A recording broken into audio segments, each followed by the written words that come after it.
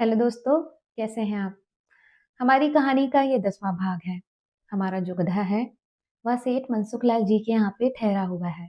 सेठ मनसुख लाल जी ने अपनी कन्या रूपवती का रिश्ता भी गधे जी के साथ में तय कर दिया है। रूपवती अत्यंत ही सुंदर कन्या है। वह एक सौंदर्य प्रतियोगिता में भाग ले रही है और हमारा गधा भी संयोग से उसी सौंदर्य प्रतियोगिता का चीफ गेस्ट है। प्रतियोगिता के अंत में हमारा जो गधा है वह एक भाषण दे रहा है। देखते हैं कि गधा क्या कहता है। मैंने माइक्रोफोन परे हटाकर कहा, महिलाओं तथा सज्जनों, जिस तरह यहाँ पधारने वाली बहुत सी महिलाओं ने इस सौंदर्य प्रतियोगिता में भाग लेना जरूरी नहीं समझा, क्योंकि उनकी सुंदरता की ख्याति प्रमाण सिद्ध है, इसी प्रकार मैं भी माइक्रोफोन का प्रयोग जरूरी नहीं समझता, क्योंकि मेरी आवाज भी कड़क है और प्रमाण सिद्ध है। और मेरा ख्याल है कि किसी भी गधे को माइक्रोफोन के प्रयोग की आशा नहीं होनी चाहिए।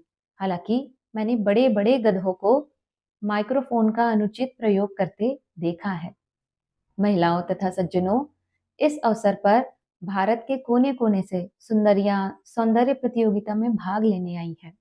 इसका हमें हर्ष है, लेकिन दुख उन सुंदरियों के लिए है जो किसी कारण से इस प्रतियोगिता में भाग ना ले सकी। मैं एक गधा हूँ, इसलिए मेरी स्पष्टोक्ति पर मुझे क्षमा किया जाए।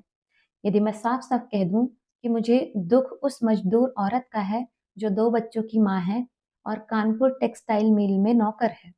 2 बच्चों की माँ होने के बावजूद वह इतनी सुंदर है कि अगर वह इस प्रतियोगिता में भाग ले सकती तो आप उसे देखकर हैरान रह जाते। मगर वह इस प्रतियोगिता में भाग ना ले सकी, क्योंकि वह 2 बच्चों की माँ है। उसके पास ना इतना समय था, ना ही इतना किराया कि वह यहाँ तक आ सकती। उसके पास इस सौंदर्य प्रतियोगिता में प्रवेश के लिए 25 रुपये भी नहीं थे। दोस्तों, आगे का भाषण जारी रहेगा। तब तक के लिए इतना ही। धन्यवाद।